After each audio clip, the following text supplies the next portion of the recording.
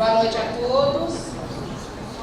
Eu vou iniciar o nosso encerramento agradecendo, mais que nada, a presença dos nossos colegas professores que nos acompanharam aqui nessa trajetória, nessas jornadas de 3 dias de seminário. Então, eu gostaria de agradecer a todos os palestrantes que estiveram aqui presentes, agradecer na noite de hoje o professor Ricardo, da Universidade de Ljubljana, o professor e doutor Leonardo Ferraz, controlador do município, que esteve na nossa abertura e vai fazer a palestra de hoje, e minha querida amiga também, professora doutora Viviane Celos, que é da Universidade de Curitiba, da Curitiba. Quem vai conduzir os trabalhos hoje é o nosso chefe de departamento e caríssimo colega da área, amigo do Direito Internacional, professor Leonardo Nemer, que eu peço, por favor, que venha compor a mesa neste momento.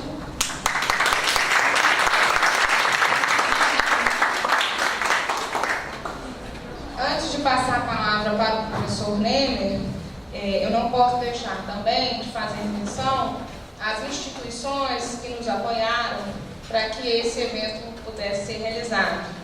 Então, eu gostaria de agradecer mais uma vez, e já o fiz aqui no momento da abertura, ao Instituto Rui Barbosa, ao IRB, na figura de seu presidente, doutor Sebastião Elvésio, e também a equipe, a Marília, o Roberto, que estiveram aqui nos acompanhando e que nos apoiaram muito, ao Ministério Público do Estado de Minas Gerais e ao CEAF, na figura do Procurador-Geral, doutor Monnet, e do doutor Nedens, que também esteve aqui conosco na abertura, foi um apoio também fundamental, ao CEDIM, do professor Leonardo Nemer, que realiza várias atividades para o fortalecimento da área de direito internacional, que hoje é um nome de expressão, não só no Brasil, mas também no mundo. O CEDIM realiza agora, qual que é a edição? 13ª edição do curso de inverno, quer dizer, já é tradicional no cenário brasileiro.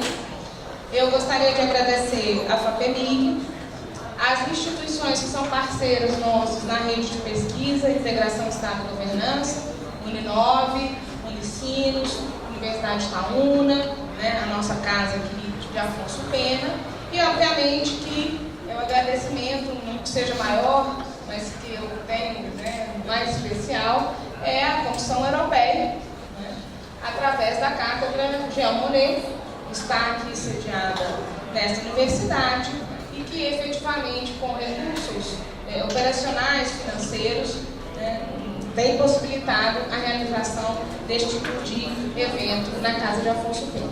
Então, eu não posso deixar, não poderia deixar de mencionar nossos parceiros e as instituições que possibilitaram efetivamente que a gente pudesse estar aqui hoje.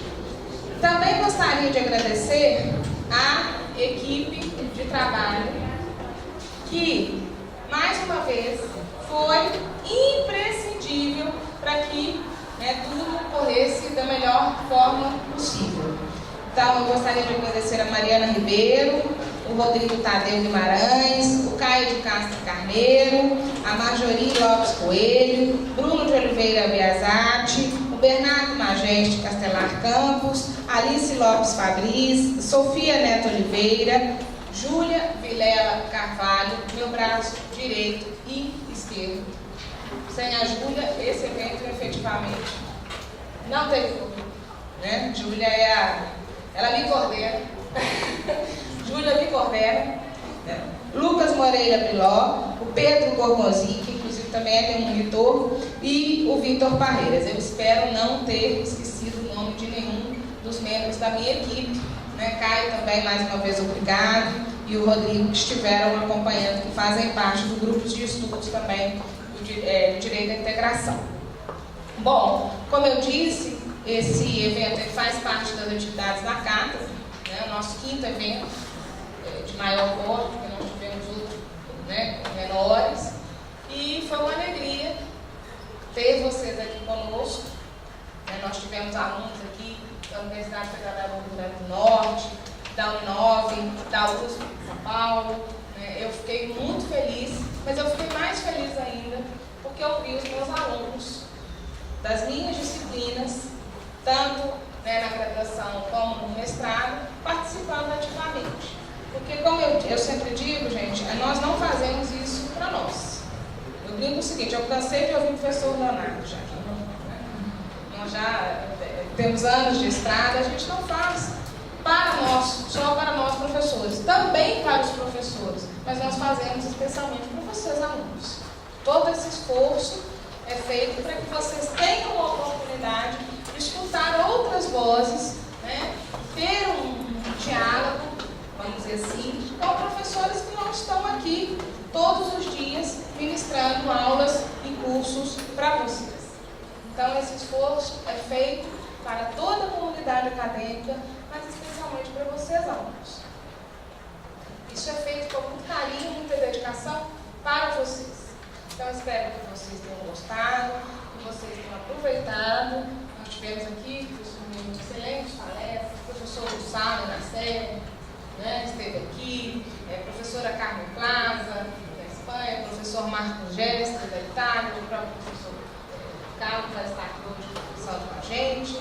Então, né, professora Viviane, Léo, professor Roberto esteve com a gente presente também. Hoje temos a presença do professor José Alice. Então, efetivamente, eu acho que nós tivemos um sucesso no sentido de mobilizar as pessoas para que elas possam discutir e debater questões relativas à integração regional, à globalização e o papel da Europa hoje, né, da União Europeia. Nós falamos em termos de crise, nós vamos discutir porque a Europa sempre esteve em crise. A Europa vive numa crise permanente. Né?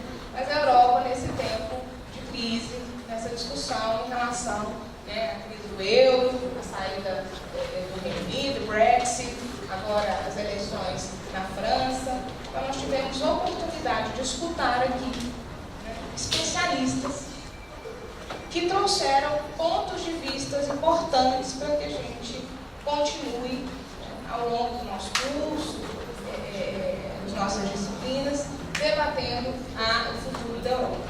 Então, mais uma vez, obrigada a todos e passo a palavra, então, ao professor Leonardo Leme, agradecendo, professor, sua participação.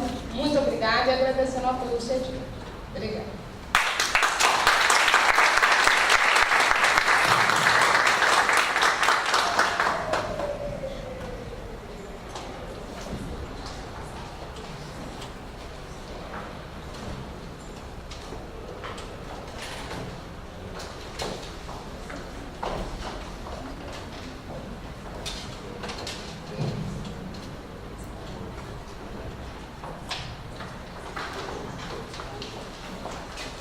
Bom, boa noite a todos.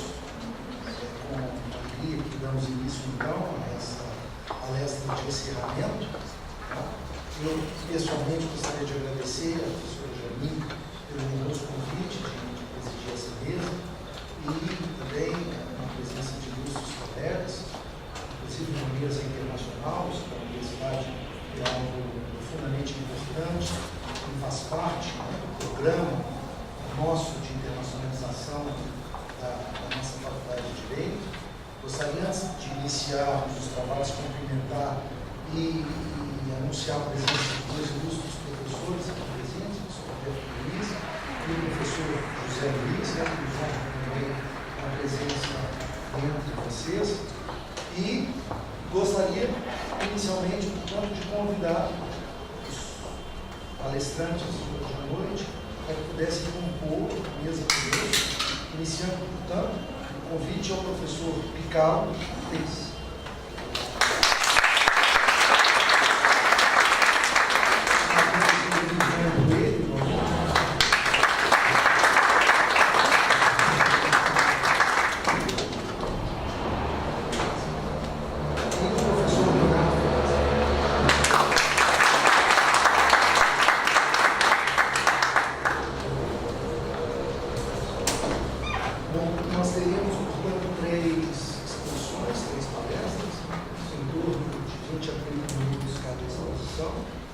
Em seguida, eu passarei a palavra a vocês que possam conscientemente propor algum questionamento, uma pergunta, para que possamos iniciar os debates futuros, que é realmente a parte mais interessante. Eu suponho que o professor Ricardo fará a exposição em inglês, portanto,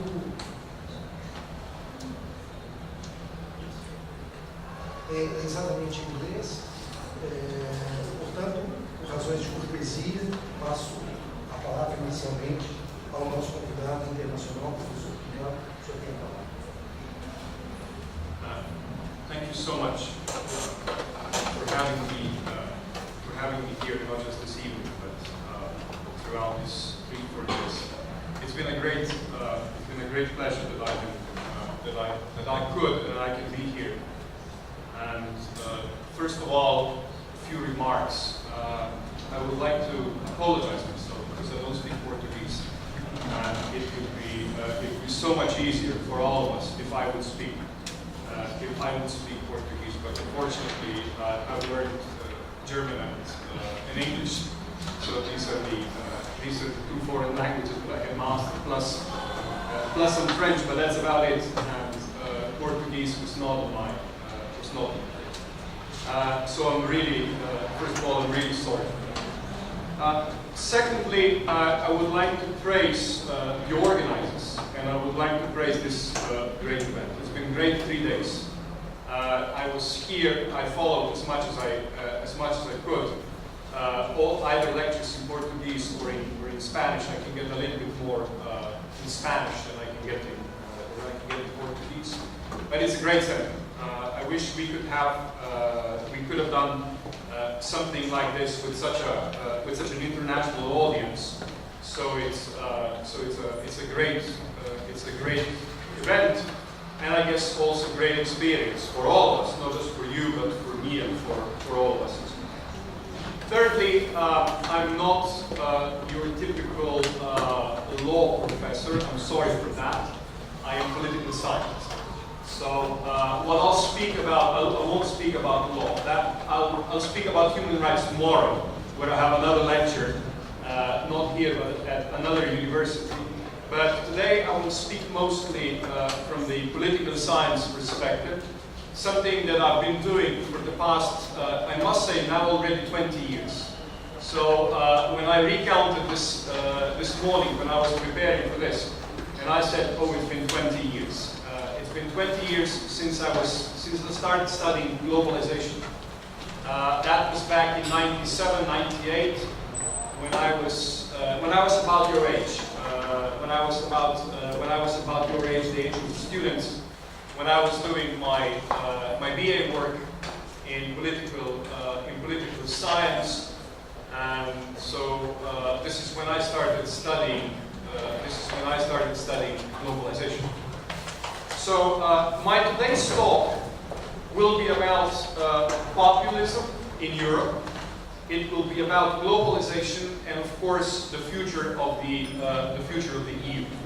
I was told that I have 30 minutes. I think I'll be a little bit less than 30 minutes. I think I'll be around 20, so we can leave some time for discussion. Now. First of all, as you know, and I know that you've been following news a lot, you have seen that in Europe several elections have taken place in the first half of this year. First, there were elections in the Netherlands. Secondly, and far more important, there were elections in France. And you could see in France, two startlingly different, two startlingly contrasting politicians coming into the second round of presidential elections. On one hand, Marine Le Pen, and on the other hand, Emmanuel Macron. So, if you follow the elections very closely, you will remember that once they went into the second round, there was an event happening where workers were on strike in a Whirlpool factory near Amiens in France. The Whirlpool factory, as you know, produces washing machines, other appliances. So the workers were on strike there because what was happening is that their factory was about to close. And the reason for it, of course, was a cheap labor force somewhere else in the world, where apparently Whirlpool was trying to move the production to somewhere else. And this is where these two contrasting politicians came mostly to mind. Namely, both of them came there. Both of them came to support the workers. But it was starkly contrast what they said to the workers. Emmanuel Macron said simply, look, it's not president's job to say this factory yes and this factory no. I can only promise you that the system will work and the system will try to preserve the jobs, etc., etc. So he didn't promise anything special. When Marine Le Pen came to the scene, she went on in her usual self, and she literally said that she's hostile to free trade, rejects open borders, should be said, and says the globalization that was promoted for decades by the French political elites is basically destroying France. So she was very clear in saying that globalization is destroying France. And then I read some other accounts. What she was saying, especially there was a show, a U.S. TV show, CBS 60 Minutes, where she said that globalization has become an ideology with no constraints, and nations with borders we control, people that we listen to with real economies, not Wall Street economies, but rather factories and formers. She's saying that this is wild globalization. She's also using the word savage globalization. Same words, in a sense, were used by Geert Wilders in the Netherlands. Similar words were used by those people that were about a year ago that were basically campaigning for Brexit. If you listen to President Trump, he was also using roughly the same word, make America great again. I mean, it's just another populism, nationalism, if you want. Now, why is this popular now and it wasn't before? Why such arguments were not there before and are popular now? Simply because people in Europe, they don't feel secure as much as they did. As you know, European Union is a project of the post-Second World War, where it was, above all, it was a peace project. That is, Europe until then faced two great wars. First World War and Second World War. And then after two world wars, tens of millions of dead people, you see, there was something that needed to be done. And European Union was one of those projects, not European Union at the time, of course European Communities, European Steel and Coal Community and so on. But it evolved into something that we today know as the European Union. So it was a peace project. But secondly, I'm not going to say more importantly, but nevertheless, it was also a social project and it was also an economic project. Economic project in the sense that there was this balance. And Europe and its member states were always known for this balance between development, that is economic development, economic growth, and on the other hand, also social security. So it was always this balance that was there in the last, let's say, 50 years. Except that in the last 10 years, this started to crumble. European Union was faced, as many other countries, as here, was faced, of course, with economic crisis, which was a worldwide, global economic crisis. European Union was faced also with a lot of push from the neoliberalism. There was a lot of push from the neoliberalism. A lot of things were introduced also in the European Union that made people's lives worse, simply worse. Because previously, you see, every generation lived better than the previous generation. Now, we are not sure. You see, I have a 10-year-old son, and I'm not sure that he will be able to live better than I do. For the first time after the Second World War, I cannot be sure. Previously, all the generations, my grandmother's generation, my mother's generation, and so on, they all lived better. Now, for the first time, I said I'm skeptical whether my 10-year-old, when he grows up, will be able to live better. And because of this, you see, people have fear. People have fear about their future, and they have less security. They feel less secure. And that is the reason why these populist politics is so popular. That's why, because people feel less secure, and the populists are giving the easy answers. Now, globalization, you see, has been attacked for many years. I've been following globalization, as said, for 20 plus years now. And previously it was attacked by the left-wingers, previously it was attacked by the socialists, and so on, maybe except neoliberals at the time. They were the only ones supporting it.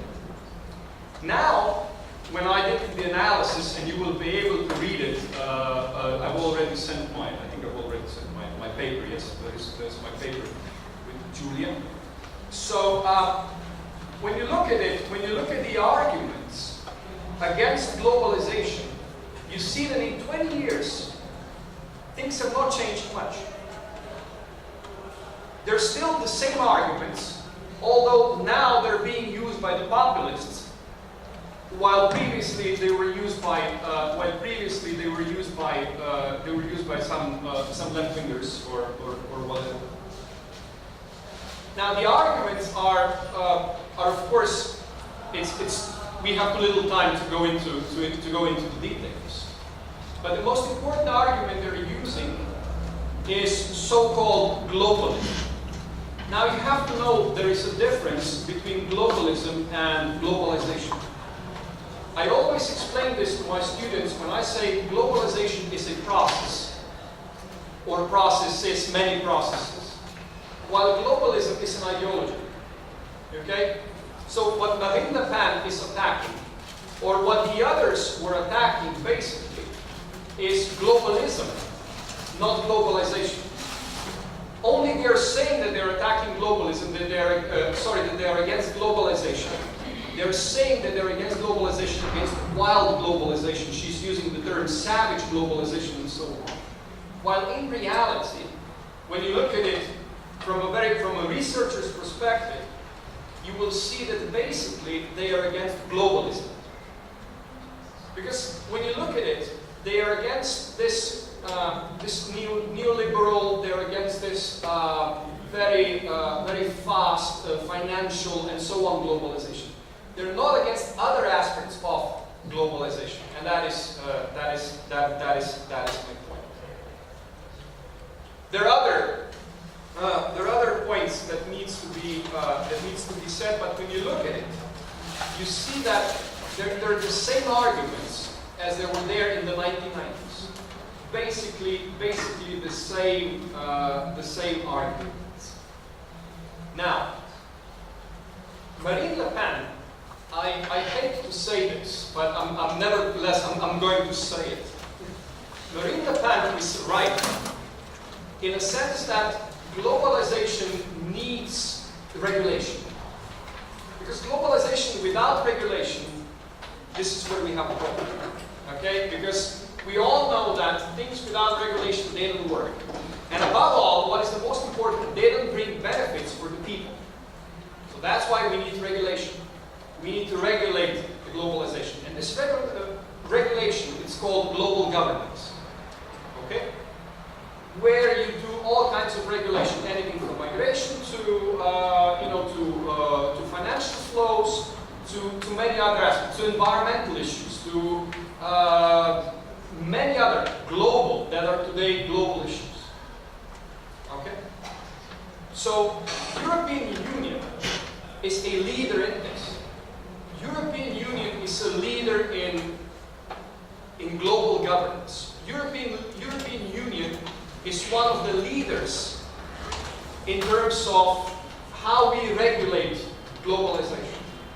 So Marine Le Pen is wrong when she says that European Union doesn't do whatever it's supposed to do. No, it's the European Union that does it, and European Union is the one that actually regulates the globalization, together with others, together with China, with the others. And so Marine Le Pen, on one hand she's right, but on the other hand she's right for the wrong reasons. Okay?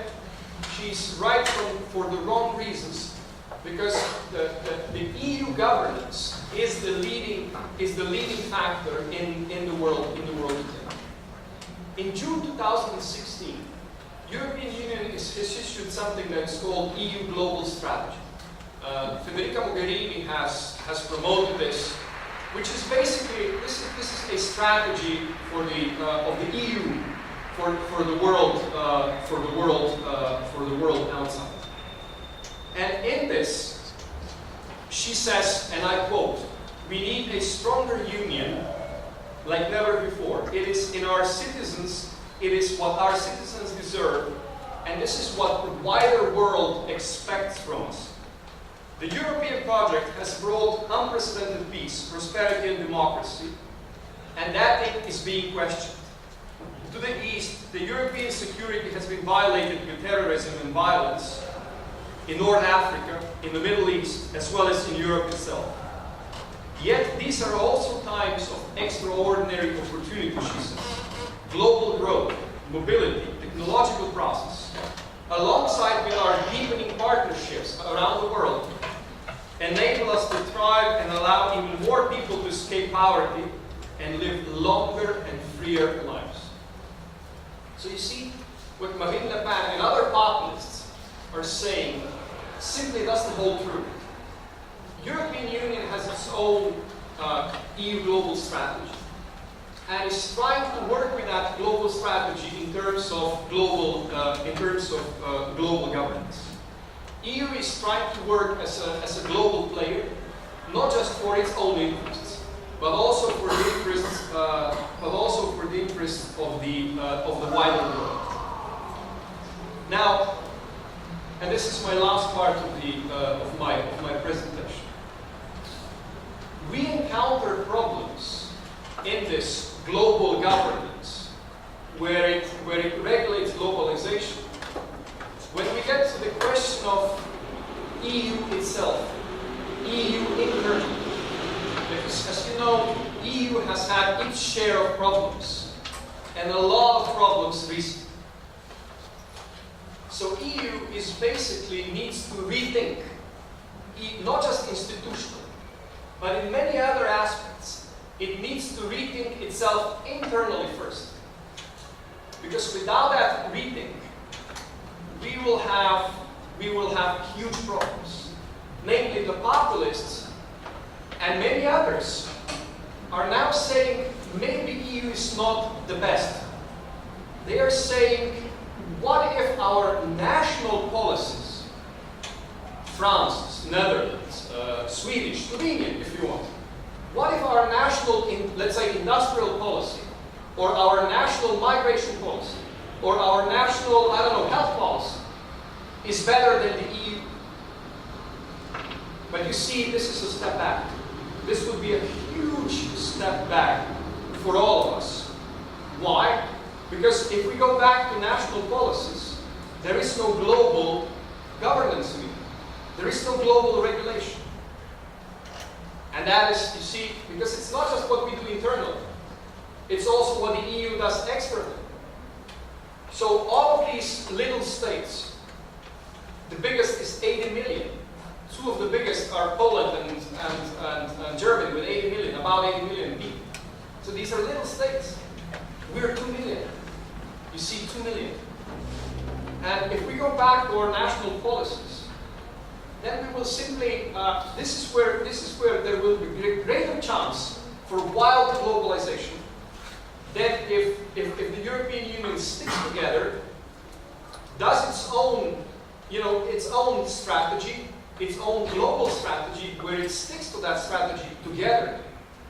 And this is where we can regulate it, because only then and only then, it's 500 million people, almost 500 million. And this is where we have a little bit more power if this globalization and everything is to be made. So one of the greatest challenges is what do we do with the EU? This is the greatest challenge, not just institutionally, of course this is important, but also in terms of solidarity, because people feel there is less solidarity. With Greek crisis, the German banks have gained, and the French banks have gained, and the Greek people have lost. You see, people don't feel there is solidarity anymore. And policies needs to be trustworthy again.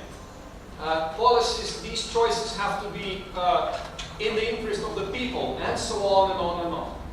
So in the next several years, I think in the next 5 years, or up to the next 5 years, there will be great debates about the future of the EU, how the EU should look like, what it should do, and how it should do. Now for us, and this is where I'll stop, for us, we're 2 million, okay? That is tiny. I think Belo Horizonte has more than 2 million inhabitants, okay? So, you see, for Slovenia, it is of the core interest. It is of vital importance that we remain at the center of the European Union. Now, the European Union did not have several circles, did not have several stages or something like that. We were all in. But as it looks now, it will be a core and it will be a periphery. It will be European Union of several circles or whatever you will call it. And for us, as a small country, it is of vital importance that we remain at the core. Now, how do we do it? That's another question. But I also think that when we talk about the role of the EU in the world, the stronger it is, the more it gets together, the better it is for the regulating of globalization and for other very important things. So thank you so much for this, and I'm looking forward to some questions.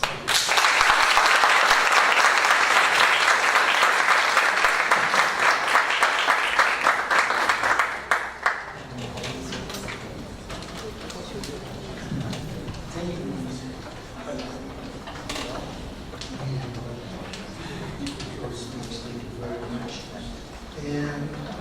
Nós passaremos então a palavra imediatamente ao professor Viviane Coelho, nossa convidada de hoje.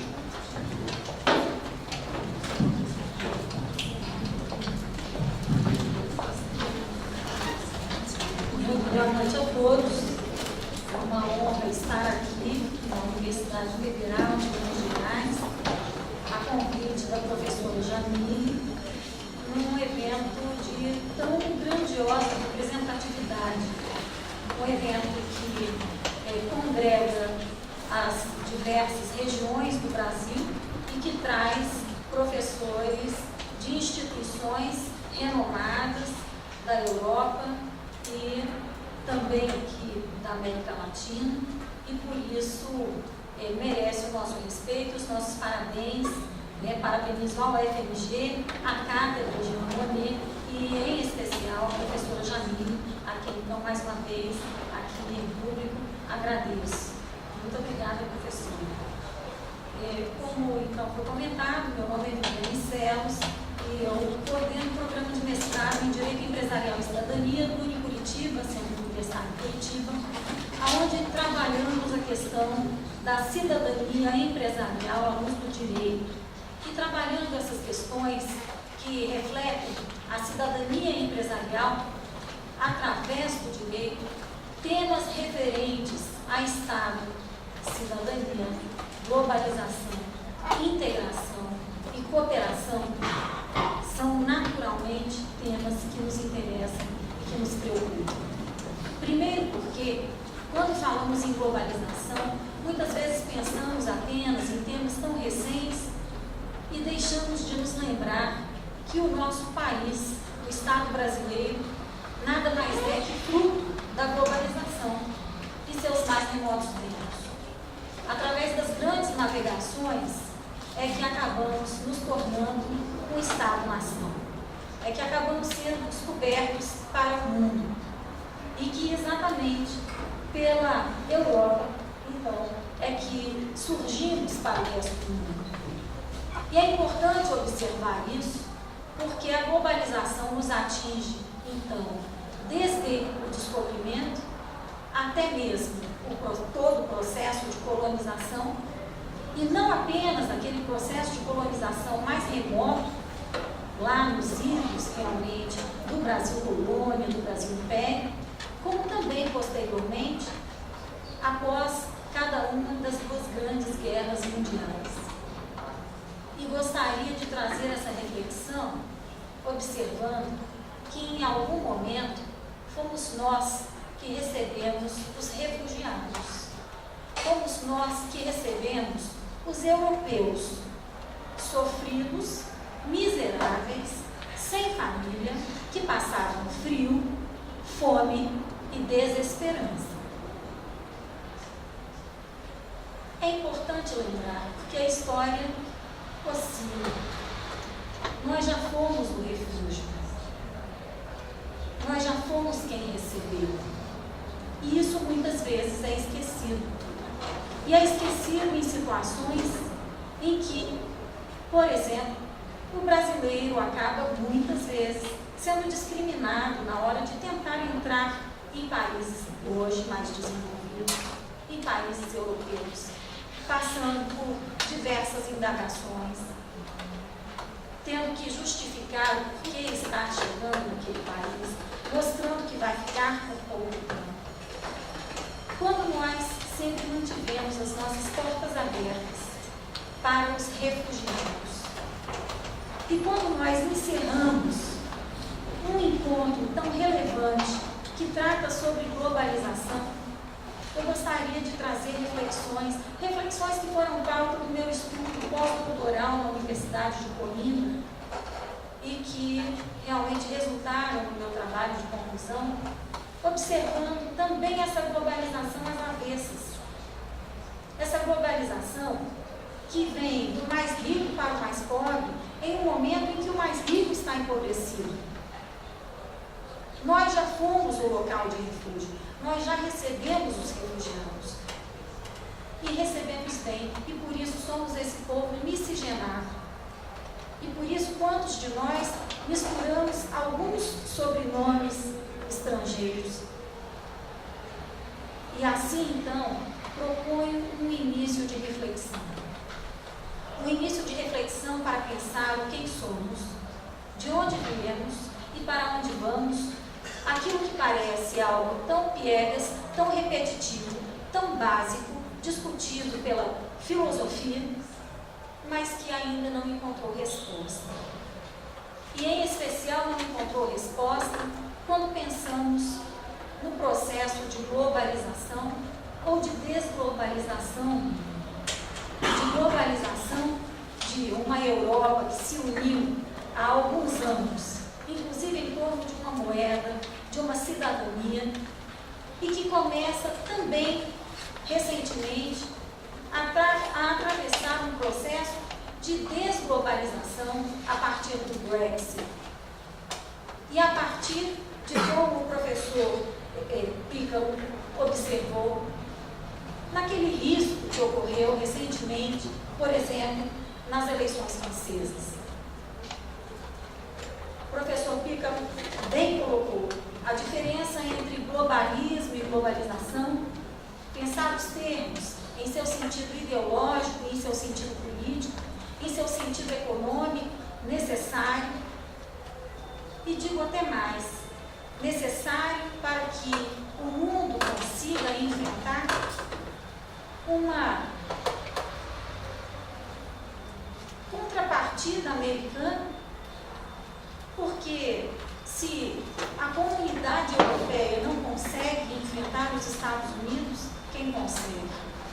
Se uma comunidade europeia não consegue se colocar de igual para igual com os Estados Unidos, quem consegue? E refletindo exatamente sobre isso, é que gostaria de propor alguns questionamentos. Um questionamento sobre a integração, sobre a tolerância e sobre a aceitação. A integração só pode ocorrer a partir do momento em que não simplesmente se tolera o diferente, se tolera uma outra etnia, uma outra cor, uma outra raça, por que não assim dizer, uma outra cultura, mas quando se aceita essa outra cultura e se procura trazer dela, ou se extrair dela, o que de melhor terá a contribuir para a composição de uma cultura global. Quando se pensa em globalização como ideologia, se pensa em globalização como formação de cidadãos do mundo, de pessoas que possam trafegar, viver, trabalhar, produzir, serem úteis em qualquer lugar do planeta. Talvez aquele mundo utópico ainda previsto musicalmente por John Lennon, aquele mundo sem fronteiras, mas essa é a essência da globalização. Vai além da utopia, porque atinge uma necessidade. A necessidade humana de observarmos que, na verdade, da Gaia, da Terra, quando surge a humanidade, quando surge o Homo sapiens, ele é um só. Não há raça que o diferencie. Todo ele vem da África. A África esquecida, mas esquecida em algum aspecto, porque foi a África explorada e muito explorada pela Europa. Quantas colônias europeias na África? Francesas, inglesas, portuguesas, enfim. Tantas colônias. Quantos países que muito recentemente conseguiram se constituir como tal? Temos, inclusive, aqui em Belo Horizonte, o professor Sebastião Bissau, que é do Congo. E, por causa da colonização francesa, ele foi obrigado a ter o nome de Sebastião, antes do seu nome africano, porque era necessário que se fizesse uma referência ao colonizador. Temos que questionar se ainda somos colonizados ou se estamos conseguindo deixar de ser. E deixar de ser colonizados depende muito da nossa postura como cidadãos. E aí temos que enfrentar duas questões propostas por brasileiros. Eu sou uma defensora da episteme cabocla, da episteme tupiniquim. Vou lhes explicar que nós procuremos citar os nossos autores brasileiros, os nossos estudiosos da cultura brasileira. E vejam, o então professor da Universidade Nacional de Brasília, da UFMG, e aí eu pensando apenas como professor, lá no início da década de 90, Cristóvão Buarque, sugere que se globalizem todas as crianças abandonadas do mundo. Sugere que se globalize toda a miséria do mundo. Sugere que se globalize toda a pobreza. E diz: 15% da fortuna daqueles que a detêm são suficientes para acabar com a miséria. E assim, se atingir algo que é proposto por um grande jurisconsulto, e aqui eu uso grande por ser um dos mais velhos jurisconsultos brasileiros, Paulo Bonavides, tornar um povo massa em povo cidadão, fazer com que tantos milhões que são relegados a cidadãos de segunda categoria, e não cidadãos de segunda categoria simplesmente nos recôncavos mais pobres do Brasil. Estamos falando dos campos mais pobres do mundo. Aqueles que sequer têm noção do que significa ser cidadão. Aqueles que sequer têm noção do que seja globalização. aqueles que, por ter uma noção breve do que isso seja, se arriscam em barcos todos os dias, tentando atravessar o Mediterrâneo e chegar a uma Europa que os dê alguma expectativa de uma vida melhor. Naturalmente, uma Europa que não estava preparada para a chegada de tantos imigrantes e que se abriu à chegada desses imigrantes. É fato, é verdade, e temos que dizer que esse papel da Europa no mundo é um papel de transformação da humanidade. Nós estamos passando por um processo de transição cultural global, em ver a Europa que já explorou, a Europa que já precisou se refugiar em outros países, como o nosso, a Europa que já também precisou se refugiar, aqueles que eram perseguidos na Segunda Guerra Mundial, em especial os judeus, por exemplo, nos próprios Estados Unidos, no Canadá, quantos? E agora servindo de berço para aqueles que estão precisando de refúgio. Esta é a grande reflexão que precisamos ter nesse momento. Aonde pretendemos chegar como seres humanos? Aonde pretendemos chegar nos próximos anos como espécie humana? Os cientistas, os neurolinguistas dizem que estamos deixando de ser Homo sapiens e nos tornando Homo sapiens sapiens. Vejam só, aqueles que, como nós, somos bem alimentados, bem nutridos, temos acesso à melhor medicina, à higiene, nós estamos nos evoluindo de forma tal que hoje a nossa capacidade de resolver problemas é maior do que de gerações que nos antecederam em curto espaço de tempo na história. E esse problema da injustiça social global foi passado para a Europa como se talvez fosse um problema que apenas a Europa pudesse solucionar.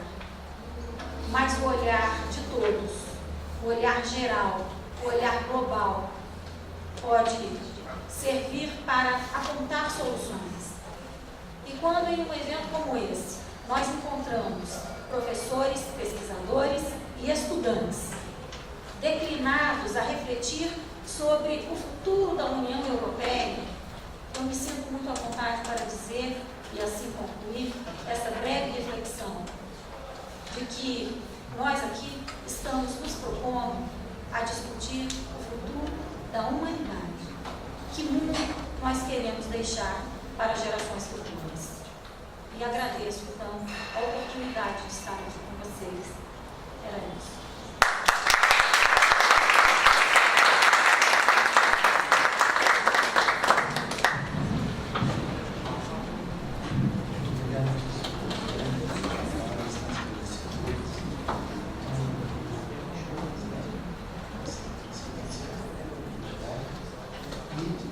Passo então a palavra ao professor Leonardo Ferraz.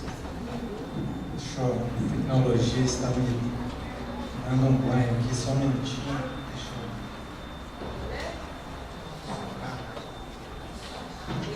Boa noite a todos. Queria aqui mais uma vez agradecer o convite da professora Jamile para poder participar do evento. Faço minhas as palavras da professora Viviane ao saudar a natureza do evento e a importância que ele se reveste. Então, sem mais delongas, eu vou tratar aqui com vocês hoje um assunto que vem me inquietando, exatamente em razão dessas mudanças e dessas questões que a gente tem observado no plano internacional. O professor Carlos colocou hoje, a questão do Trump nos Estados Unidos, ou da Le Pen na França, e questões internas também do Brasil, me fizeram com que eu fizesse um auto-questionamento. Nesse cenário todo que a gente vive, será que na verdade a gente precisa ou é momento da gente rever a nossa Constituição? É momento da gente instaurar uma Assembleia Nacional Constituinte em termos, né, de um poder constituinte originário e refundar o nosso Estado, refundar as nossas instituições? Essa é uma pergunta que eu venho me fazendo. Então são essas reflexões que eu gostaria aqui de compartilhar com vocês. Talvez eu tenha mais perguntas do que respostas, mas eu queria colocar alguns apontamentos que eu fiz em relação a isso, para que a gente depois possa debater, discutir. E eu confesso a vocês que hoje ainda não tenho uma resposta. O professor Zé Luiz já me adiantou que ele tem uma posição já consolidada a respeito disso, mas eu confesso a vocês que eu ainda não tenho as respostas que eu gostaria de ter. Bom, o que eu começo aqui dizendo para vocês que há um certo desassossego no ar. A gente vive, o professor Picalo hoje colocou, um tempo meio estranho, meio sombrio. Ele falou muito aqui na palavra medo. E realmente talvez esse seja um sentimento que a Europa hoje partilha. Quer dizer, o que será, a professora Viviane colocou também, né? O que será do nosso futuro, o que será de nós, né? O que vem por aí. E talvez nesse aspecto a gente viva tempos pós-modernos.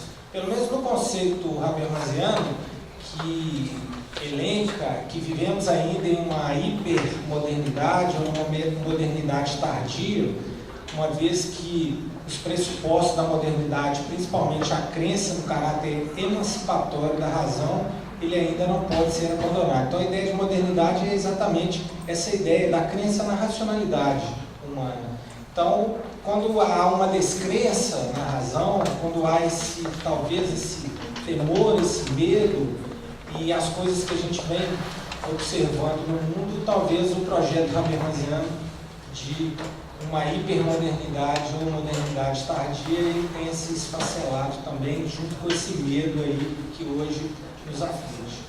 Então, o que a gente vê exatamente uma perspectiva de uma radicalização das posições. Hoje a gente fala em transigência, a gente fala em intolerância, dentro de uma lógica quase que schmittiana. A gente viu desde as eleições de 2014 no Brasil, isso aí de forma muito clara, parece que a gente vive uma lógica de amigo e inimigo.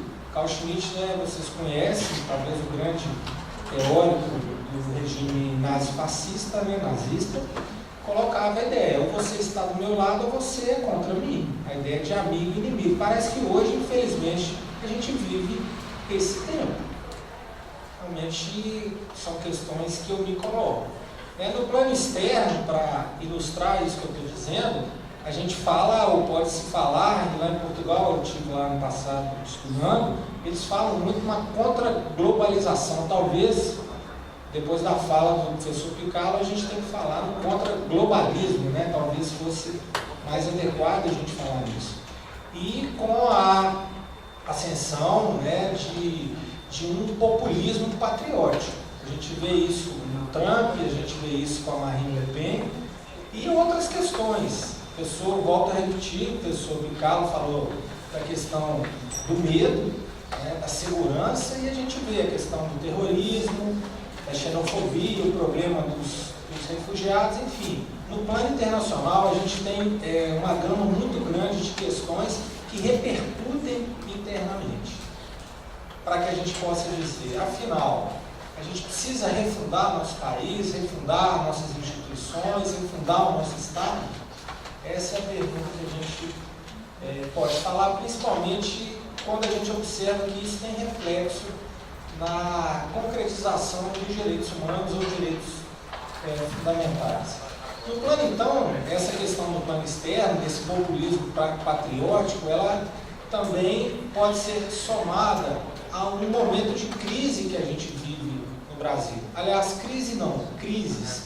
Eu listei aqui 4 tópicos que podem ilustrar o atual momento que a gente vive. A gente pode falar uma crise econômica, ou seja, a incapacidade do Estado de se financiar. O Estado brasileiro, ele efetivamente não tem condições mais de manter esse modelo que a gente vive, exatamente porque a arrecadação cai, a tributação já está esgotada ou exaurida, ninguém aguenta mais pagar tributos, e a gente a toda hora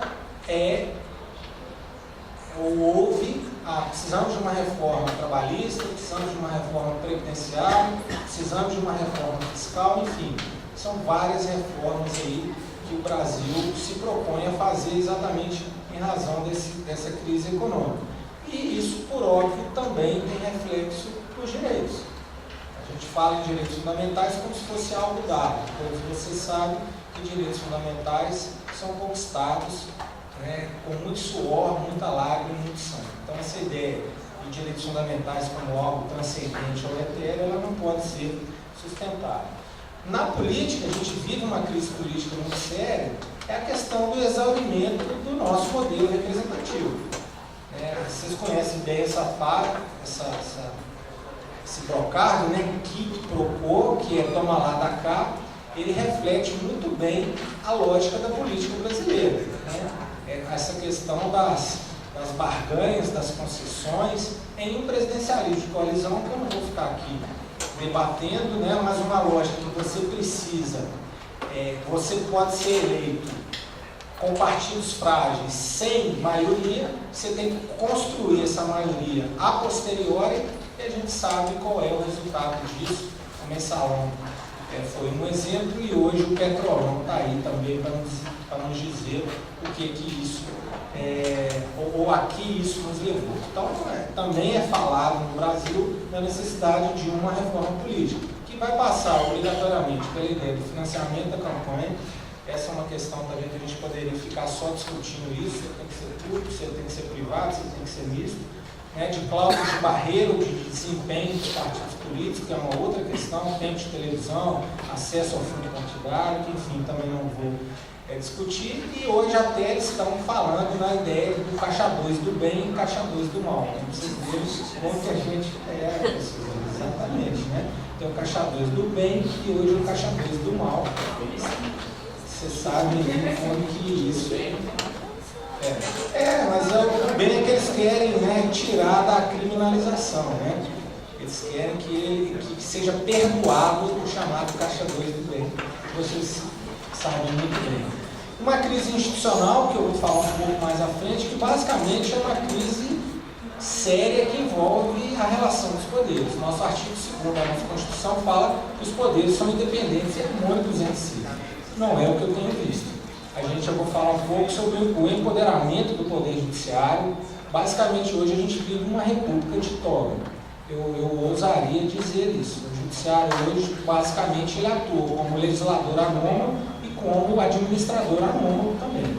Há uma super valorização do direito. A gente acha que talvez o direito, e nós, por sermos da área, eu acho engraçado quando o professor Floriano falou, a gente acha que o direito resolve tudo, que é a solução para tudo. Aí você conversa com um cara da economia, da sociologia, de outras áreas, e eles falam, não sei por que vocês acham isso, que o direito é a solução de todos os problemas. Uma outra questão do judiciário, além desse empoderamento, desse agigantamento, é a questão de uma visão consequencialista do direito, que na minha avaliação é muito problemática, porque, em tese, os fins justificam os meios, e isso é um problema. O Orton já critica muito, o Posner, por exemplo, que trabalha essa análise econômica do direito, por exemplo, não sei se vocês conhecem, também não vou aprofundar a discussão, mas a questão é que hoje o Brasil parece que aplaude e bate palmas para questões em que fins justificam meios, e isso para mim é problemático. E também, gente, o papel da imprensa. O Brasil hoje, a imprensa talvez seja o quarto poder.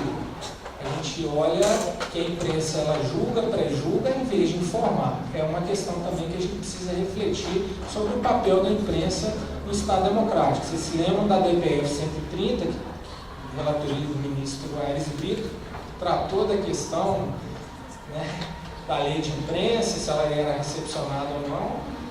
Enfim, é uma discussão também que a gente pode aprofundar. E, por fim, uma crise ética. Né? A gente vê aí o Brasil chafurdado na lama da corrupção de todos os níveis, em todas as ordens, que faz com que a gente torça e muitas vezes de forma distorcida por uma faxina ética. Então, discussões, por exemplo, sobre presunção de inocência, a DC 4344, a questão do foro privilegiado, que parece que vai entrar em pauta ainda no mês de maio lá no STF, estão sendo aí, ou são colocados na ordem do dia. Então, gente, vocês observam esse cenário que faz com que a gente chegue num ponto realmente de inflexão. E o que eu tenho visto aí, não sei se vocês têm acompanhado, é que muitos autores, aqui eu cito o professor Modesto Carvalhosa, Flávio Vieira Barros, Carlos Dias, que eles dizem a solução é que a gente elabore uma nova Constituição. Essa é a solução que eles dizem. Olha, o Brasil chegou num momento em que não dá mais. Desse jeito não tem como mais.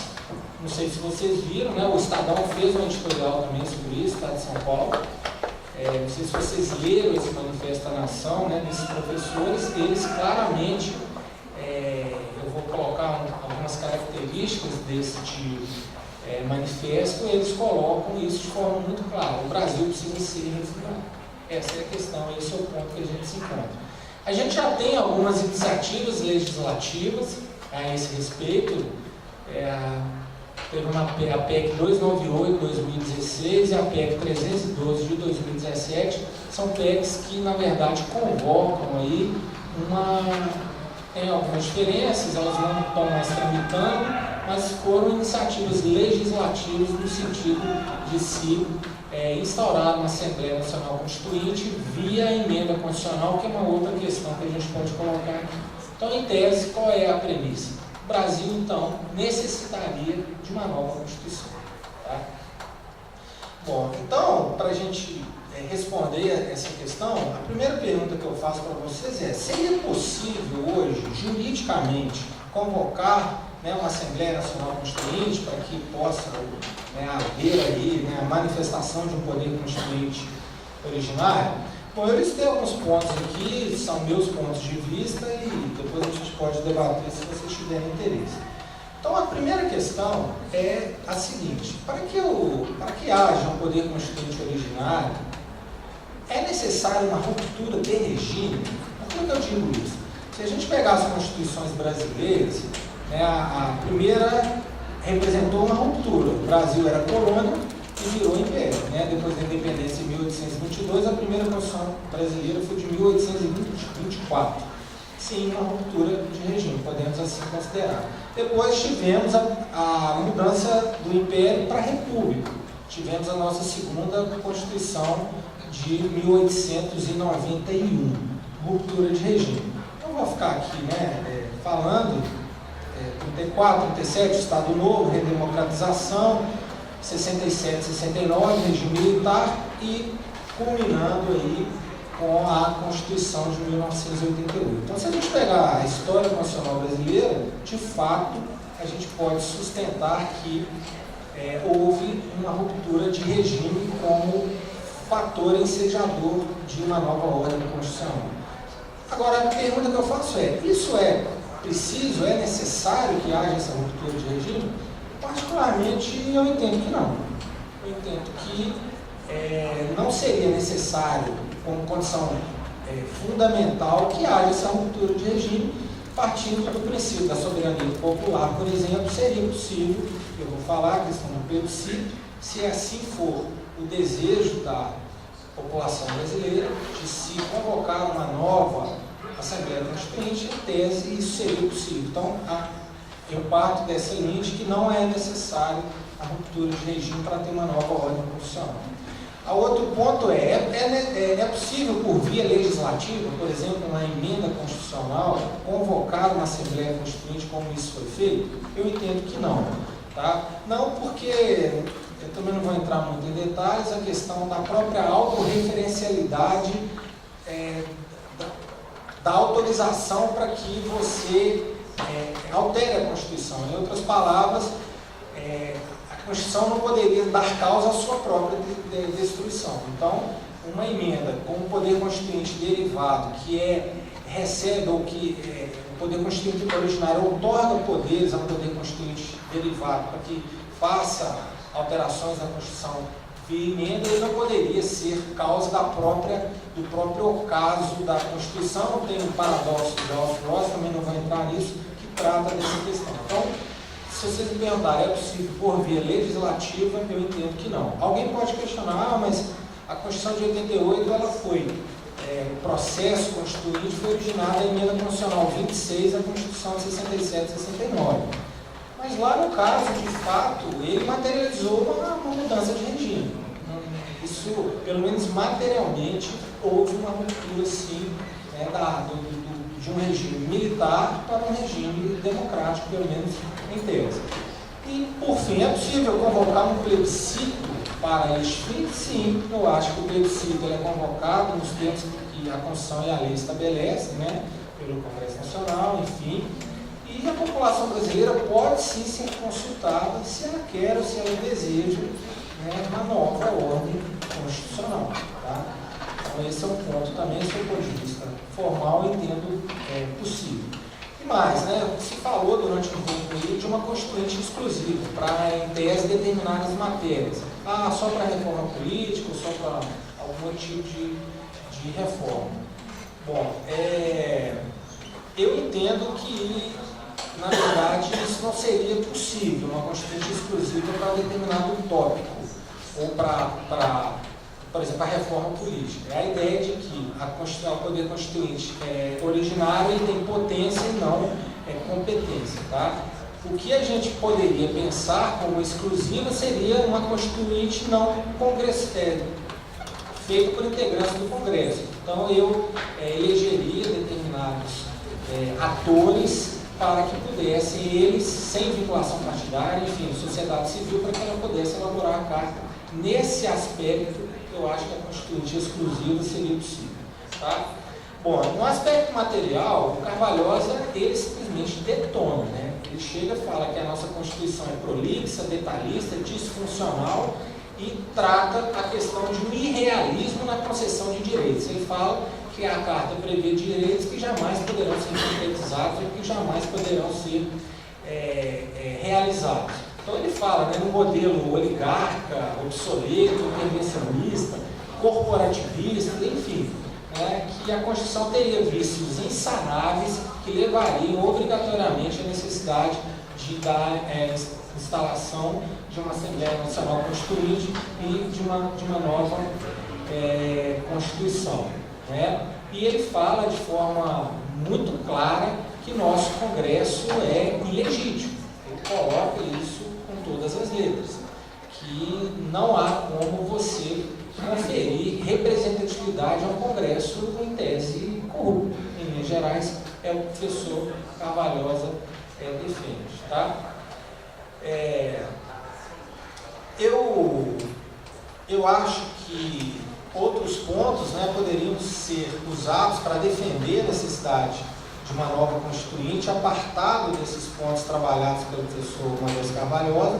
Por exemplo, a extensão horizontal e vertical da reforma, nós já citamos aqui um tanto de reforma, né, reforma fiscal, reforma política, reforma da Previdência, reforma trabalhista, reforma tributária, enfim, uma série de reformas no plano vertical e na extensão dessas reformas. Talvez a gente precisasse realmente refundar o nosso Estado. Agora, gente, para mim o principal ponto, e aqui eu volto naquela ideia da crise institucional, eu acho que o maior problema que a gente vive hoje é a da relação entre os poderes. Eu acho que houve um claro desvirtuamento do princípio da separação de poderes, exatamente pelo agigantamento do poder judiciário.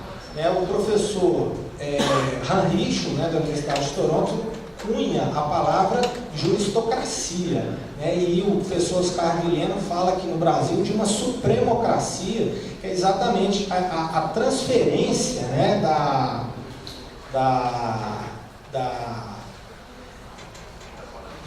dos desígnios, da definição dos desígnios da nação para o poder judiciário, que todos vocês sabem, padece de uma legitimidade democrática, pelo menos na minha avaliação. Então a gente pode falar que o judiciário hoje passa a estar ou passa a se colocar no centro do sistema político. Eu estava vendo, né, o pessoal de fora, eles vêm aqui e ficam impressionados, né?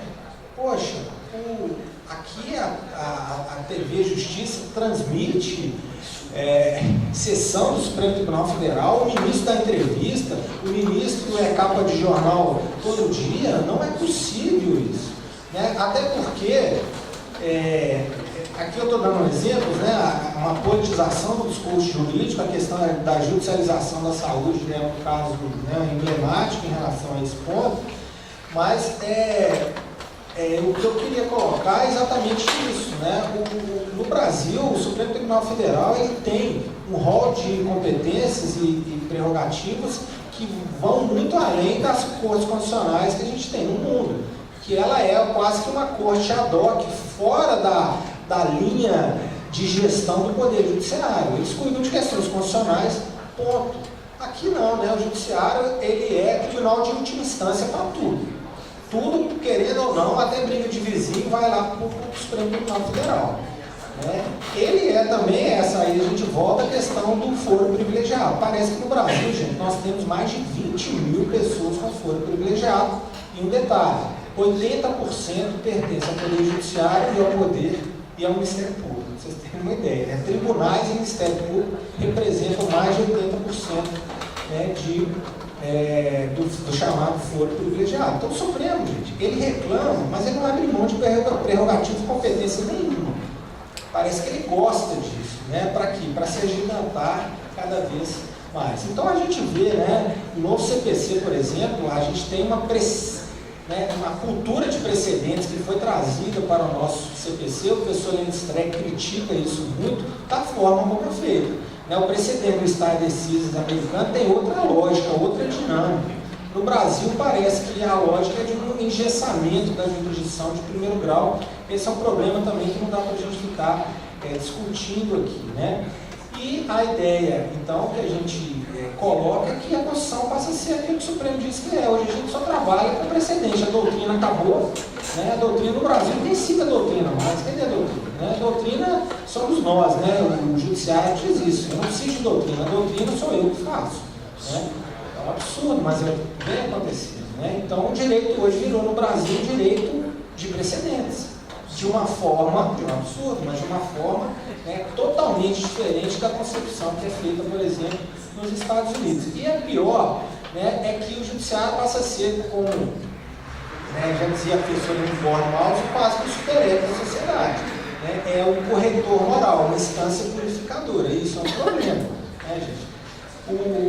Vocês conhecem o professor K. Susten? Ele, né, trata 4 tipos de juízes da Justice, né, da Suprema Corte Americana. Ele trata, no Brasil a gente está pródigo em juízes heróis, né? O Justice Hero, né? Mas você tem lá o minimalista, o soldado, enfim, mas você tem o juiz herói. O Brasil está cheio de heróis, né? O professor Barroso esteve aqui nessa, que até queria ser claro, o Barroso, o advogado brilhante, do que o Barroso, o ministro. Na minha avaliação, ele esteve aqui nessa escola, falou que a função do judiciário é empurrar a história. Eu, particularmente, eu acho que essa não é a função do judiciário, empurrar a história. O judiciário ele é reativo e no Brasil ele está se tornando um órgão político. Esse é o problema que a gente tem. E, como eu coloquei para vocês, né, aqui eu dei alguns exemplos, né, de atuação, né, a juristocracia seria mais até que a lógica do ativismo judicial, também não vou entrar nisso, né? A relativização da presunção de inocência, a questão do HC, né, do FUX, paralisando as 10 medidas contra a corrupção de uma forma inacreditável. Ele fez um controle de constitucionalidade judicial prévio, muito estranho, né? O aborto até o 3º mês de gestação, sem entrar aqui, gente, na minha convicção pessoal, mas eu acho que isso não é função do Poder Judiciário dizer até que mesmo o aborto é crime, até que mesmo o aborto não é crime. Não cabe ao Judiciário, parece a República de Platão, né? Com os reis filósofos lá, os 11 iluminados que sabem tudo, decidem tudo da forma como eles bem entendem. né? Então a ideia, né, hoje a gente criou quase que um monstro. O Ministério Público, tudo que eu falo aqui no Judiciário, eu replico com o Ministério Público, é a ideia, né? E eles são intocáveis. The king can do no wrong. Vocês lembram muito bem do ancião regime, ou seja, né, eles são intocáveis e não podem sofrer qualquer tipo de eventual questionamento, porque aí você é corrupto e você está a serviço da corrupção, que para mim é um absurdo. Então isso tudo, gente, pode ser resumido nessa frase aqui: que custodiet ipso custódio, ou seja, quem controla o controlador? Essa é a pergunta que eu acho que a gente deveria fazer, né? Quem olha os outros, ou quem fiscaliza os outros, ou quem tem poder sobre os outros? Essa é uma pergunta que eu acho que a gente deveria responder. Então, por causa desse cenário, eu acho que há, gente, sim, uma ruptura institucional no Brasil. O Judiciário hoje, até a alocação de recurso orçamentário, ele está mutado. A ponto, hoje eu estou na prefeitura, né, trabalhando com gestão, né, e as pessoas falam: olha, Ministério Público, você quer, né, você senta aqui no meu lugar, você vai disputar a eleição e gerir, porque eu só posso fazer aquilo que você quer, do jeito que você quer. Então é uma coisa complicada que a gente vive hoje. Pense nessa frase, talvez você saiba me responder. Quem controla o controlador, tá? Bom, então esses são pontos que eu acho que justificariam sim uma mudança constitucional. Agora tem posições contrárias, né? A gente sabe que a nossa Constituição de 88, ela é pródiga mesmo, um extenso rol de direitos e garantias fundamentais, e aqui a gente pode falar, né, em direitos de liberdade, direitos de primeira geração ou dimensão, direitos de igualdade, que são direitos sociais, direitos de segunda geração, e direitos de fraternidade, que seriam, né, os direitos de terceira geração ou dimensão, e aqui entendendo o idoso, o deficiente, o hipossuficiente, o consumidor, e direitos difusos, né? Então os ideais aí revolucionários franceses estariam presentes nessas nossas gerações de direito. Então o grande questionamento que pode ser feito é exatamente a gente, pessoas, instalando aqui no Poder Constituinte originário, a gente ter exatamente uma perda, né, dessas conquistas em matéria de direitos fundamentais. Essa é uma crítica que se coloca para quem é contra a instalação de um novo poder constituinte. Tá? E outra coisa é que a Constituição nossa foi muito emendada, foi 95 emendas, quase 100 emendas, mas tudo dentro de uma normalidade. Normalidade no sentido de que ela foi feita observando o que a Constituição estabelece. Pelo menos sob essa perspectiva, né, as emendas constitucionais seguiram lá o rito, observamos lá os 60 parágrafos 4º, as cláusulas pétreas, enfim.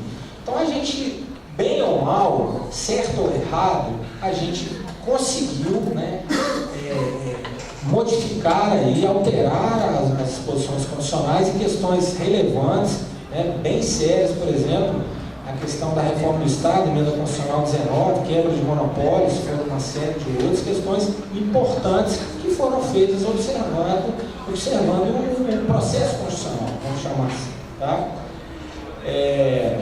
Uma outra questão, e aqui eu já me encaminho para o final, que se coloca também essa crença exacerbada no potencial fundante do poder constituinte originário. Como se, né, mudar o texto e automaticamente significa mudar a realidade.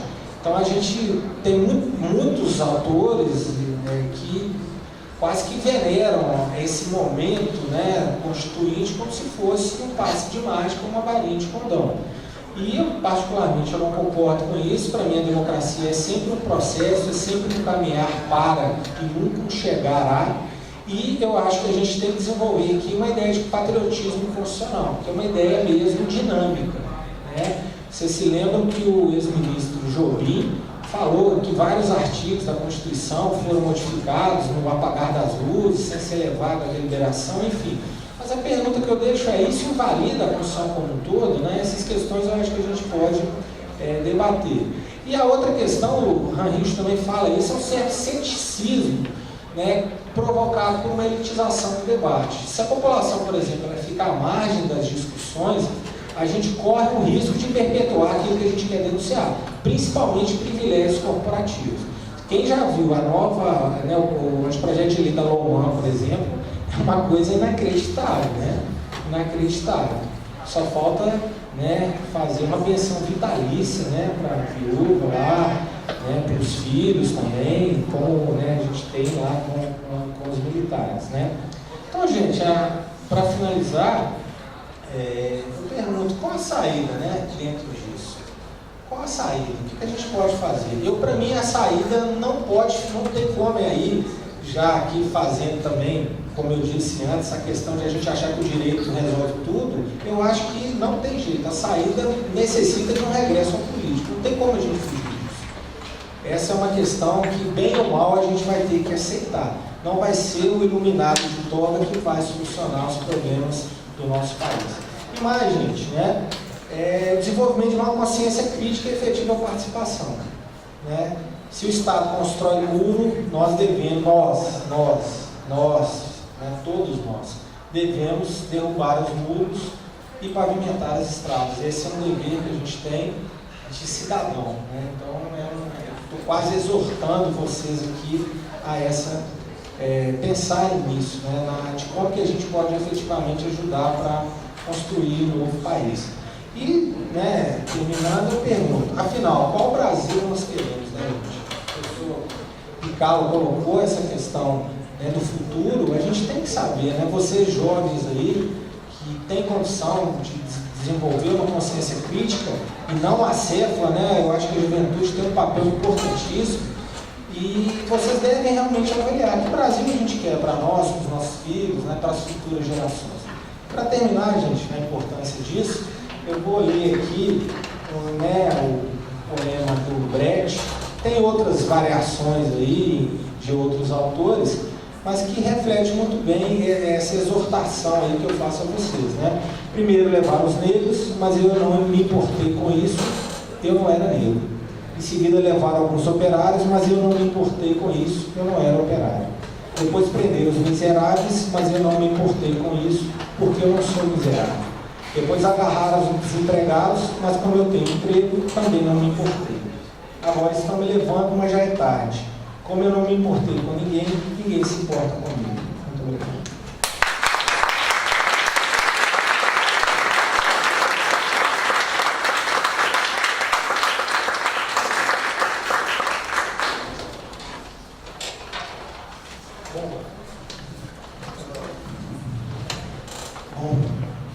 O papel de um educador às vezes simples, né? Basta organizar o debate e as coisas ficam. Pois é isso que eu vou dizer. Que o debate seja organizado, que a palavra seja passada. Mas nesse caso de hoje, a matéria me interessa, eu gostaria de ter algumas reflexões, inclusive porque me pareceu, em princípio, no início, que eram dois temas muito distintos, sem um nexo. Vamos tratar de questões ligadas à globalização e, ao mesmo tempo, de uma eventual instituição de um novo poder constituinte originário. Né? E eu acho que o meu papel é um pouco colocar o nexo. E o nexo, me parece, está em duas pontas principais, que relevo de uma em outra. Eu entendo que o encerramento do professor Leonardo, quando ele cita o verbo, ele traz uma ideia de perplexidade, de perda. Há uma perda, há um sentimento de perda. E esse sentimento de perda, de perplexidade, ele está também nas palavras do professor Pico, quando em inúmeras ocasiões ele cita que a Europa se sente insegura. Ele iniciou as palavras dele com essa expressão. A Europa se sente insegura. E quase que encerrou dizendo que o filho dele, hoje com 8 ou 10 anos, não me recordo bem, aparentemente não terá uma vida melhor do que a dele, como tem sido frequentemente melhor. Portanto, aparentemente, eu acho que esse é o nexo da mesa de hoje. Uma perplexidade global e uma perplexidade nacional diante de uma crise que parece não ter fim. Então, é uma reflexão breve. Eu preciso saber a hora que é breve também, não dura tão breve assim, mas me parece ser essa. E aqui eu acho que a primeira reflexão interessante é saber exatamente o significado da palavra crise. Eu pessoalmente, eu vejo que nós nunca estivemos fora de crise. Mas se nós pensarmos no Brasil, você tem que conversar com alguém na década de 50, pensar o que foi Getúlio Vargas em 54, ou que foi o regime da Revolução do golpe de 64, ou que foi a Constituição, eu já estava ali nessa casa em 88, nós vivemos perpetuamente em crise. E o mundo também vive perpetuamente em crise. Quando o professor Pico diz que a Europa, teoricamente, os filhos deles irão viver, se sentem inseguros, não existe, como o Hobsbawm disse, o século XX é um século catastrófico.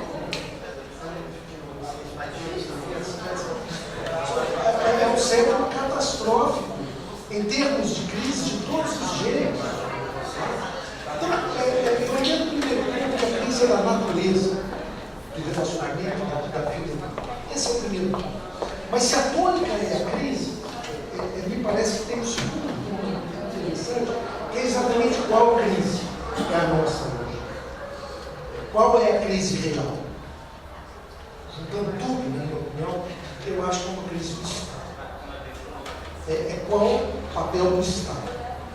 É o Estado que está na origem da globalização, e é o Estado que está também na origem da representatividade, é o Estado que está na origem da estrutura constitucional, é o Estado que está na origem do sistema de social security, é o Estado.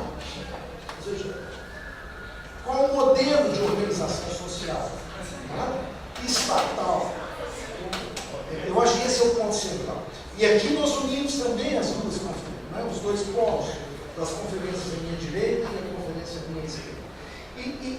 Então, partindo um pouco da avaliação que foi dita pela forma da globalização, eu gostaria de fazer algumas pequenas intervenções, muito importantes.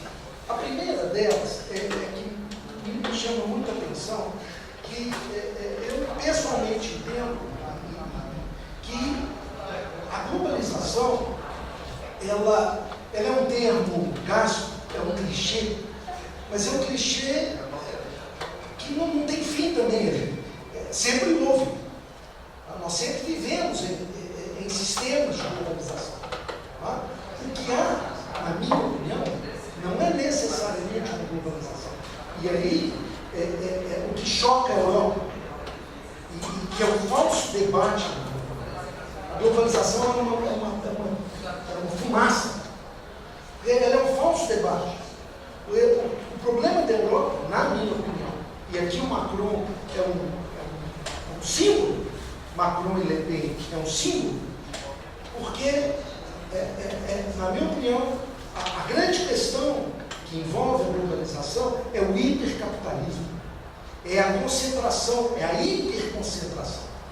Não sei se você sabe, o Macron é um economista que veio, antes de trabalhar, faz a escola em ENA, tudo isso na França, foi bem, mas ele era um funcionário do Rothschild, ele é um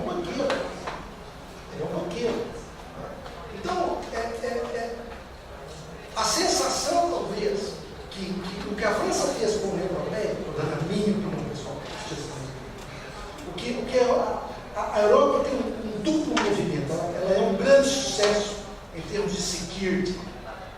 Por quê? Porque desde Richelieu, desde a Guerra dos 30 anos, desde o século XVII, você tem uma França quer dizer, uma Europa Oriental, o Império Habsburgo, você tem todo o antigo Império Romano Germânico, colide, né, com França, etc. Então você tem uma guerra histórica, né, uma rivalidade histórica.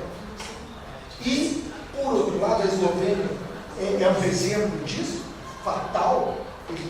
Se ele descrever a estrutura, né, descrever a estrutura familiar dele, ele vai dizer que o bisavô veio o russo, depois veio o alemão, depois veio o russo, depois veio os otomanos, depois veio... É isso. Né? Então, em termos de segurança, a Europa é um sucesso.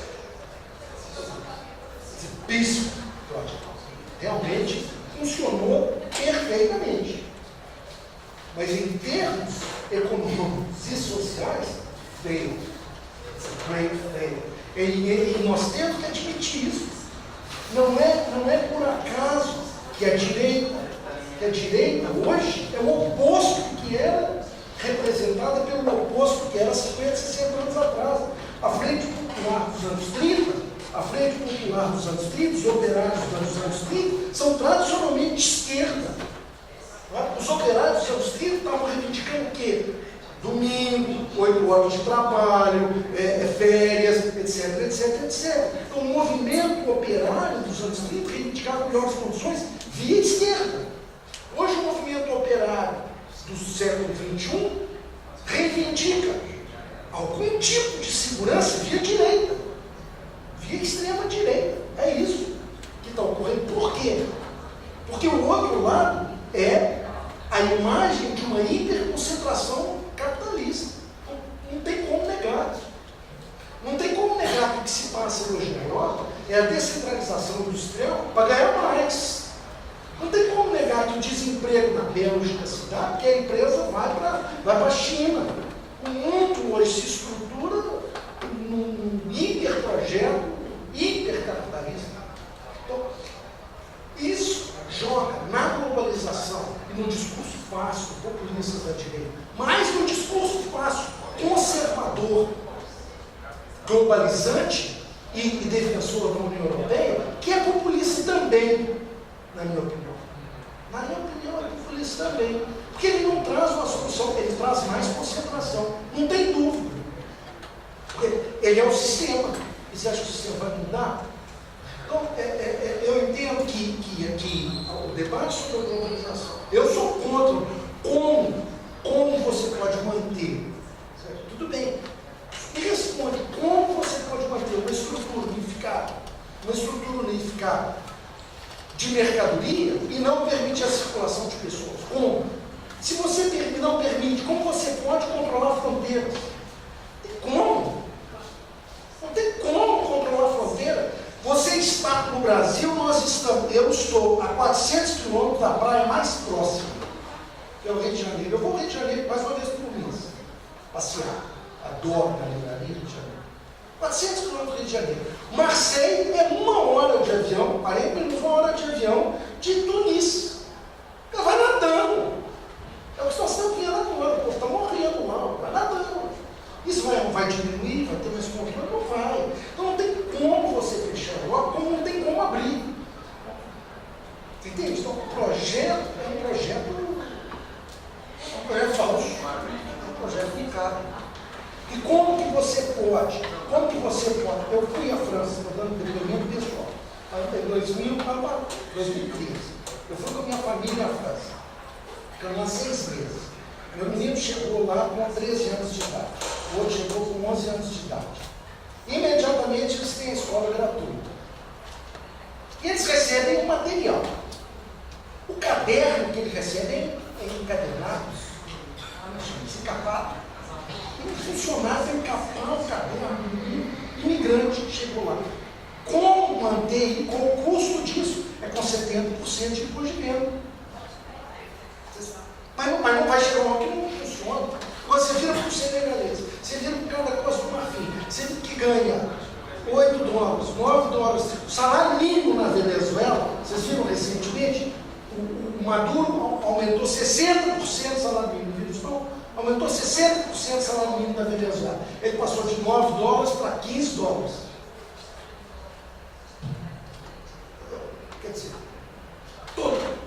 vocês viram recentemente o norte da Amazônia e tal, sendo invadido por venezuelanos. O Brasil é gigante, isso para nós não significa nada. Mas para a Eslovênia, que tem a população menor que Minas Gerais, porque Belo Horizonte, menos que 2 bilhões, claro que isso muda toda a estrutura do país. Então eu entendo assim, é só para dizer que não tem uma visão otimista também do discurso macro.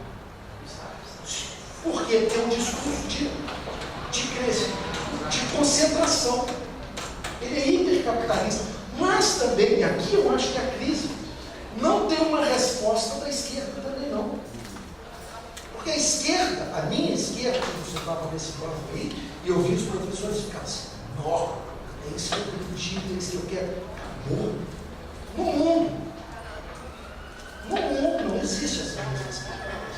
Não existe discurso possível. Eu repenso até o conceito de igualdade. Qual é o conceito de igualdade? Foram engodos também, na minha opinião. Foram engodos. Discurso de uma esquerda que teve que ser arbitrária, uma esquerda que teve que ser totalitária, uma esquerda que teve que ser supridora de liberdades. Complexo, na minha opinião. Então, a esquerda também não traz. A esquerda mesmo também não traz. Então, eu acho que é essa a perplexidade global. A perplexidade nossa, é que aí eu primeiro não tenho opinião sobre refundar o Estado. Para mim, como é que nós vamos refundar o Estado? Refundar o Estado brasileiro, em que sentido? O Brasil sempre foi isso, um pouco isso. O Brasil sempre foi um pouco isso. Né? Mas eu acho que o mundo é um pouco assim, desce e ele sobe. Ele desce e ele sobe. E eu entendo que é esse sentimento que nós estamos, talvez nos una, talvez a Europa, tá? e o Brasil. É realmente o que fazer do Estado, tanto no interior do Estado, quanto do Estado como um agente de relacionamento. Sem querer fazer discurso político, que não me interessa, discutir esquerda, nada disso, mas é mais entender realmente qual o papel. Então, colocando essas dúvidas, que são mais provocações aos colegas, que provavelmente uma tentativa de unificar as palestras, eu passo a palavra a vocês, né? Claro, que em primeiro lugar ao professor Zé Luiz, que certamente vai trazer opiniões interessantes, posicionamentos brilhantes, enriquecedores a nosso debate. Eu quero cumprimentá-los. Aqui, eu vou assinar papelzinho. Vai ver. Papel complicado, imagem de uso público, pode usar à vontade, está autorizado. Gostaria de cumprimentá-los a todos, parabéns. Como vocês viram, o professor Leonardo está absolutamente convencido que o Brasil está sob ditadura judicial, já houve a ruptura de regime, portanto nós temos que reconstitucionalizar o país, coisa que eu defendo há 12 anos, 13 anos, eu e o presidente Itamar Franco, que já se foi, mas que já sabia que nós tínhamos que reconstitucionalizar o país. But my question, I beg your pardon, Professor Piccolo, but I'm kind of I don't know how I could say it, a senior lecturer of theory of the state, so I love it. I do not agree that the state is in crisis. I guess there's only one hope. The hope is the state. I guess Europe has only one hope, which is to turn into one state. I'd like it to be a huge empire, but it's another thing. My question for you is in the field of ideologies. Don't take my question as too provocative, just a little bit provocative. The panorama you worked you painted for us, if I could use it somehow, show us in one hand, I would say, the right hand, all this shit, all this globalist, all this cosmopolitan shit, and in the other hand, all this nationalist, hard, well, I would say this is the left hand, not the right hand. But this is because I see Kant in this hand, and I see Hegel in this hand. So this is the hard hand. This is the worker hand. This is the hand who will inevitably won the battle. Something is missing if we don't want to see nationalism winning the battle. So I guess everyone who have dreamed about not a world without borders, but this is absolutely impossible. This would only be something in a Kantian mind, which is impossible for all. But everyone who has somehow dreamed about a Europe without borders, a strong Europe, an Europe to show some kind of civilization, some kind of Rechtsstaat, some kind of liberty, some kind of equality, some kind of fraternity, as you said. This could only be possible if we take seriously a challenge, an ideological challenge. Could be built an ideology which could win both ideologies, against globalism and also against small nationalisms. I could say small French nationalism, small German nationalism, Europeanism. It is not the time to take seriously this challenge. That's my question. Thank you very much for your words to us. Thank you so much. I think your question was great, by the way, and you don't have to excuse yourself because all the questions that you posed are simply great. Now, about the state. Firstly, I absolutely agree with you. Maybe I was not very clear, but when I was doing a PhD 15 or more years ago, this was exactly my thesis. State is here to stay. State has its functions. State may be changing its functions, but you see, state, as we both know, has been in theory and in practice attacked from left and right. Both have said it's going to go away for different reasons, all, for the last 200 years, every time again. But state, it has evolved, it has changed a little bit, but still has some of the functions that it performs. Maybe the easiest here, I have this, or I will have this in my text, is something that Linda Weiss wrote quite some years ago, 10 years ago, where she made some kind of a typology of 4 different: strong globalization, strong state, strong globalization, weak state, and so on. So it's not just black and white, but it's rather more complicated. So my position is exactly the same as yours. That is, state is here to stay. It's going to change a bit.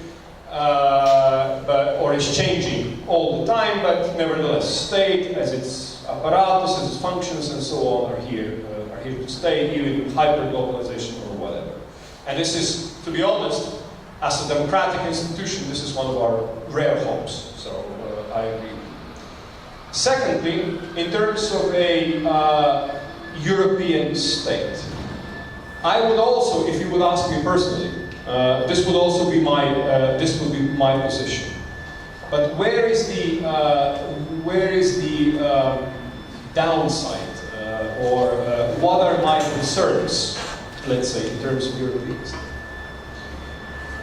Concern would be that we, the small nations, not just us, but many others, would get lost in terms of big nations.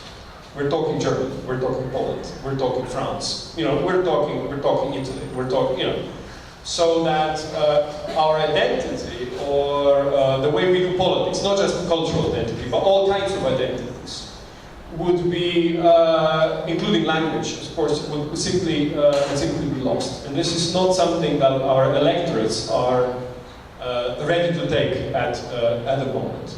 If you would ask me personally, I would definitely argue for the federal functions and so on. But I see with the electorate, I see with our people, what are their concerns, and this is one of our main. Let's put it this way. This is one of our main concerns. Let's say our electorate is probably one of the most pro-European electorates. We don't have Eurosceptical party. We have never had it. We don't have, because it wouldn't succeed. It wouldn't get any votes. We don't have that. Even now, in these times, in times of nationalism, populism, and so on, almost no Eurosceptics. The approval rate for the EU, for Europe, for all kinds of European projects is very high, above 70%, all the time and constantly and so on. But I still see, if you go on and then you ask the people, what are your major concerns? They would say cultural identity. They would say all kinds of other identity. Now, if this could be incorporated into the common European identity, if we could educate our people that this is our common heritage and so on, that the borders are not as they used to be, and so on and on and on, but that would take a long time. The new generations, with all kinds of projects, including this Erasmus project, Jean Monnet project, and so on, are educated in a new way. They have more of this European feeling that, let's say, we or our parents used to have. But as said, we have one of our highest approval rates in Europe of European institutions and so on, and projects and so on. But still, there are in electorate fears, questions, and so on. What would that mean? Federal Europe, our politicians are saying it, are pro, but always still with a little bit of reservations. You see, it's not let's go in full, because they are fearing what will happen with small nations. And if I may add, you see, being what I was saying before, to be at the core of the European Union, it isn't that easy, because let's say we're too small. Let's say for us, we have a hard time getting in. Decades ago, when the Visegrad Group, Poland, Hungary, Czech Republic, Slovak Republic, and so on was formed, we didn't want to join. We felt that we are more developed than them. Okay? Now, when they act as a bloc, maybe we would like to join, but they don't like us. Okay? Because we have different policies. Now, let's say we're the only one that we take migrants. Let's say. And we take more than there is this allocation scheme and so on. They don't want to take the migrants, okay? So we don't have, our policies are not synchronized. Then let's say the Austrians are not very keen on supporting us.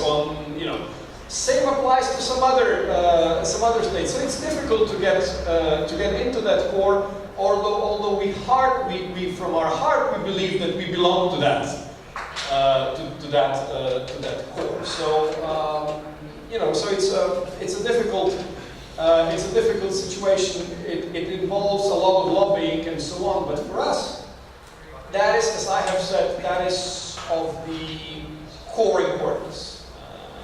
Without it, we might be independent. Obviously, nothing would be wrong. But I guess when you export to the Europe, when you export 70% of what you do, and when you export 70% of that 70% to the European Union, there isn't much choice, I guess, because your economy is vitally attached to that thing. So, in general, we export overall more than 60% of everything that we do. And then there is it's not just economics. It's also common history. It's also common heritage. It's the social experience that we have, etc., etc. So for us, this is only. I hate to use that word, but it's only natural to be there. So our politics is working towards the core, and we now even have some initiative. Let's say one of the initiatives is for the new constitution, the European constitution, based on what the previous constitution has, previous convention of the constitution has left.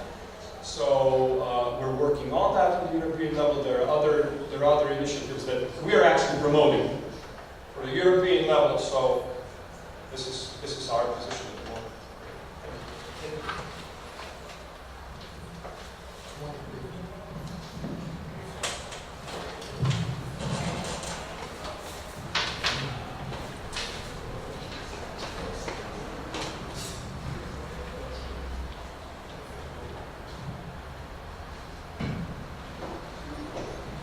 Boa noite. Queria cumprimentar os professores pelas exposições, realmente foram muito esclarecedoras. Eu tenho duas perguntas, vou direcionar para o professor Picaus. E elas estão, a segunda delas, inclusive, está bem inspirada na fala da professora Viviane em relação ao colonialismo, e ao professor Neyman, que também falou sobre o papel do Estado e a problemática. The first question is that I would like to hear a very brief perspective about Donald Trump's foreign policy for Europe, especially considering the very recent election of Macron in France. But the second question, I think, is more related to our discussions right now. That is, that you, professor, have mentioned that the globalization is some kind of regulation in a way to institute a global governance somehow. And well, in a decolonialist or in a post-colonialist perspective, I would say that I see this possibility with pessimism, in a pessimistic way, because what we had in the last years or centuries was an international law created by the West and followed by the other countries in the world. This is my very humble opinion about this. So when you suggest this global governance, how do you consider the role of the others, like developing countries in Asia, Latin America, and also Western Europe in this process of regulation? Thank you so much.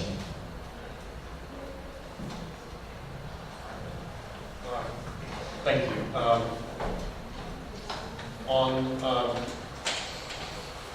On Trump's policy, it would be a long debate, but several things. So just bits and pieces. First of all, in terms of security, you know that the U.S. contributes quite a lot towards the European security. That's been like since the Second World War with NATO and so on.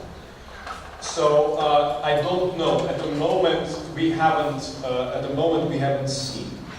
But it's if that order would be disrupted in terms of pay for your own defense, that would of course mean additional burden to Europe. it's not completely so that the European countries do not pay for their defense. I mean, they do pay for their defense. But what European countries do not do, where they fail, is that European countries have promised, and that is a political promise, that they will spend 2% of their GDPs on defense. Okay? In reality, that mainly means buying US equipment, buying military equipment, not just anything from airplanes to other things. So when Donald Trump says spend more, it basically means buy more from us. Okay, so that's what this is all about, because the US is one of the most advanced, if not the most advanced, military technology in the world, and that's why, of course, when he says spend 2%, or you should spend what you have promised, that basically means buy more from us. That's one thing. Secondly, there is a question of, or there was a question of allies, etc., etc. That is not under question at the moment. So security is where it was, where it should be. Soon, I think in several weeks, President Trump will come to Italy for the G8 meeting. So that will be first. Visit. To your second question, and this is just, I'm sorry, but this is just only bits and pieces. To your second question, you are absolutely right. I didn't mean to say that Europe should be, or ought to be, or in any case should be the only actor. Just one of the actors in the global development. You're absolutely right. The legacy, the history, is not on our side. The whole colonialism, post-colonialism, experiences, all the atrocities, all the that Europeans have done in their colonies. They don't speak for the European role. Okay? So when we say global governance, this means all kinds of actors. It doesn't mean just the EU or just the US and so on, but it means a joint cooperation. And when people ask me, how do you do this? I say, if you're interested, my only criteria here is who is interested in something. So if you're interested in regulating, some environmental issues on the global scale, Brazil is interested.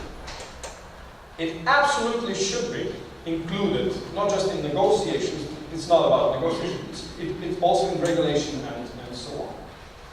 So your question, your remark is absolutely valid. Is also absolutely where it should be, because the legacy of colonialism, post-colonialism, isn't good. And global governance is not again about US, EU, and so on actors imposing the world order on the others, but it's rather the other way around. That's why it's governance. That's why it's not governing. Okay? That's why it's governance, where all those actors that are interested, they have interest in that, come together and work towards the issue. This is at least how I see it. There are different aspects to it, but it's not about Europe imposing on other parts of the world. It's about cooperation. Your colleague mentioned Kant before, so this is not a realist policy, but it's rather more internationalist, if you want, or more Kantian in this respect. Thank you. Algum questionamento? Não? Bom, eu encerro então os trabalhos, de hoje à noite. Agradeço novamente ao professor Janine novamente, saúdo e parabenizo os colegas, né, que partilharam a mesa conosco e, bom, declaro encerrados os trabalhos.